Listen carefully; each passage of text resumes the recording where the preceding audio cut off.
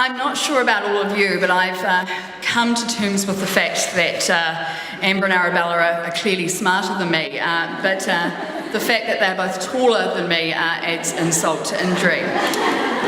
Unlike many of the tales you have heard tonight and some of the videos that these guys have online, my story is not only unremarkable, but if I was honest, it's a little bit boring.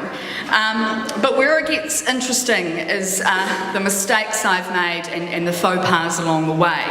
And in my mind, 3 of my better mistakes have led to 3 of my better lessons. The first was committed in 1997. I was 12. When we were at manual, or technology as they now call it, I used to watch this blind kid get picked on at school all the time, and it used to absolutely infuriate me. On one occasion, this group of 2 young boys had taken his white stick or his cane, and were having a bit of a laugh watching him try to get from A to B. And what at the time felt like a moment of sheer bravery, I wrestled the cane off these boys and started to essentially beat them with it. As you can imagine, this drew quite a crowd, including the teacher on duty at the time.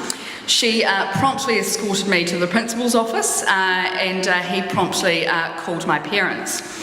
At the meeting, the principal turns to my parents and says, "We've had an incident today where Fiona appears to have stolen a cane off a blind student and attacked 2 others with it."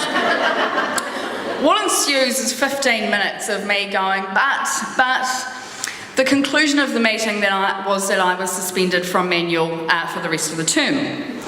Upon getting back home, I was finally given an opportunity to provide my version of events. Dad just kept saying, "We know, I know," until I eventually exclaimed, "Well, why didn't you tell the principal? Why didn't you let me tell the principal?" To which he replied, "Fiona, don't you hate manual? Sometimes you are best to hear the outcome before you jump up and down." Which brings me to mistake and lesson number 2. So I'm jumping now to 2011. Now, I'm not saying I didn't make any mistakes between 1997 and 2011, but if I list any of those, my partnership at Neave may be over before my 4 minutes. For the majority of people in Christchurch, 2011 was the year that their life changed because of the earthquake. For me, it will always be remembered as the year where I was not promoted from a solicitor to a senior solicitor. So here we were at a firm breakfast, and promotions were being read out, and to my horror, my name was not read out.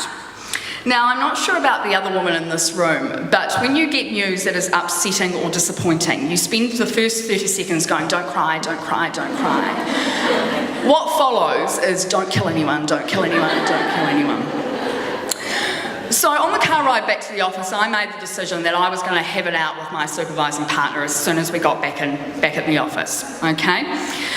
The problem is at that point I was still at the don't cry, don't murder stage, okay? So I was using such compelling arguments as, "How did you not know I wanted to be promoted?" Okay? As you would imagine, Andrew at this point didn't say, "You're right, it's an absolute outrage you weren't promoted, let's have a firm breakfast in your honour."